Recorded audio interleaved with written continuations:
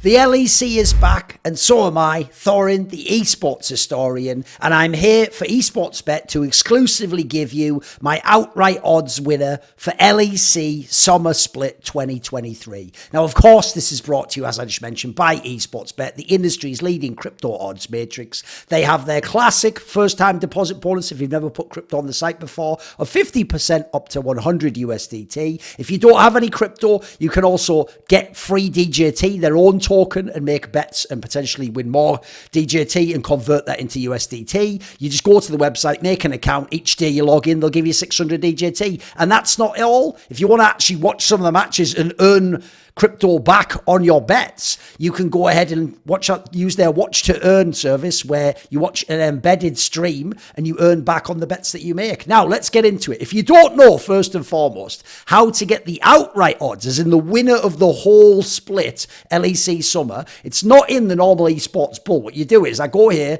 so I'm going to pick my currency. I'm obviously going to do USDT in this case. Now, normally I go into League of Legends, don't I, and pick LEC Summer and do all the bets. But what you do is you scroll all the way down the esports bull, and at the very bottom, see this outright. You're going to click outright. You're going to go up to here. I'm going to go LEC Summer. I'm going to click on it here, and there we have them on the side. We have the odds for every single team in this, all 10, in this LEC Summer split, and I'm going to go through which ones I think are worth betting on, who I think is most likely to win. So I'll start and I'll go to the very bottom first, and we'll do the least likely to win, shall we? I actually think these odds for XL can't actually be high enough. I think XL has no chance at all. There's no miracle world where they can win this split. 35. That's being generous, if anything. That could be infinity odds. Now, this one I think is crazy because, look, I don't think they'll actually win the split. But bearing in mind how Mad Lions looks dodgy and gets it together, is Fnatic really that bad? Isn't Fnatic a team that should be like Group's team? Maybe challenge for that last playoff spot? And then who knows at that point in time? Like, nobody really knows how good Noah's going to be. In theory, he could be quite good, right?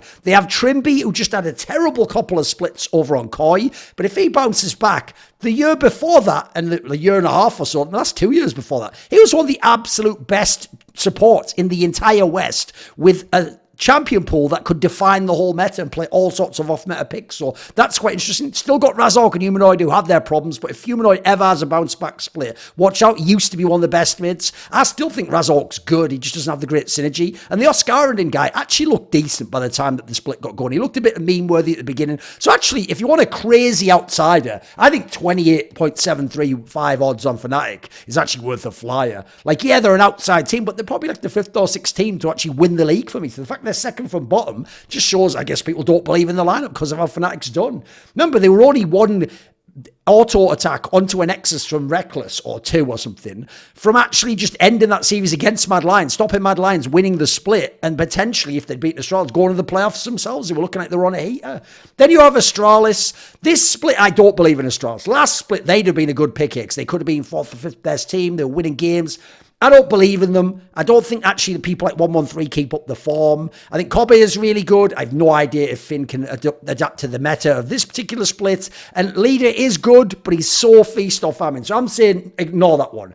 Koi, I think, is a complete trap that they're even this high. I think their roster's gotten worse. I do think Larsen's really good, but I think the rest of the roster is really going to struggle. I actually don't see that Advien and Comp are going to be some great bot lane. Malrang's been caught out ages ago, and Shigenda was better in this split, but he's not really like an elite player for me. At best, he's going to be 4th or 5th best top laner, probably. So I think I ignore that one completely. Heretics, look, if VTO now with Yankos and Flackhead being more of a stable ADC, the Ebby angle's still there. It's a problem. I'm not a believer in Mercer, but listen, Yankos VTO, that could be really good. Flackhead is solid. It could at least be average in the league. I don't hate that as a flyer. It's just I could never bet on Ebby to win the league and then forget about Mercer. I don't even know how he's still there. SK is just living off past glories. They weren't even that good once they got to the group stage. There's the reason they weren't in the playoffs. And even at their prime in winter, they blew it when they were in that series in the 4th match. They weren't able to get it going like they needed to. So I'm out on SK completely. I think it's a mad trap at 12 odds. Now we get to the big dogs because you have 4 teams with good odds. BDS, 4 odds. I actually would like it to be higher for this team. I know they were 1 game from winning the split. They did well in the best of ones. Then they're one of the best teams in the groups. And then the playoffs, the only time they lost was in the finals. The problem is, I think Adam's going to get exposed. I think if Chio is even a tiny bit worse. It will have the knock-on effect on Nook.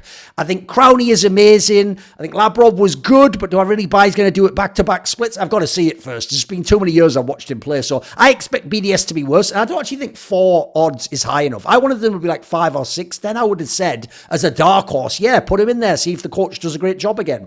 Now the next 3 are really interested. Vitality, you all know my biases, my idiosyncrasies, my predilections. I'm a mad stan for perks and upset. I think Bo is an incredible talent and just lost his identity towards the end of the split. And Photon, it was just inexplicable what happened to him in the playoffs. I don't understand it.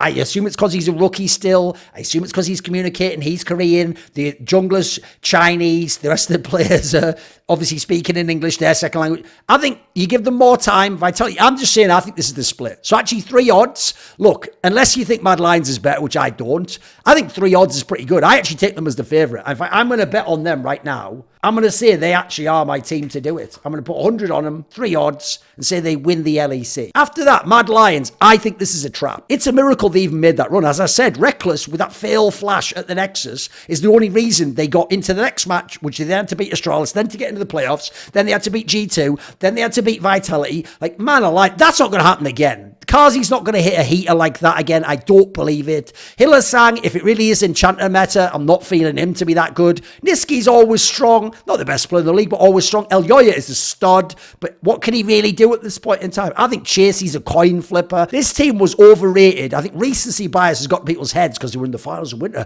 and then they were in the spring. They won it as well. Like, I don't believe it. This is the split where they come like 4th. I'm just saying it straight up. So I don't buy the 3 odds. I don't think it's high enough. So I think you either do Vitality as a favourite, or you do the obvious G2. G2 still has Caps. Even if he doesn't play like Caps, he's still a strong mid laner. If he ever plays like Caps, you can be the MVP and they can outright win the league. Broken Blade's solid, always above average, not quite as good as people make out. Yike actually looked like one of the better rookies in quite a few years. Jungle position, he's just still getting his legs underneath him. This should be the split when he hits the ground running. Obviously, Hansama was a bit up and down last split, but in theory, he's still a strong player, especially if these other players play well in mid and mid and top rather.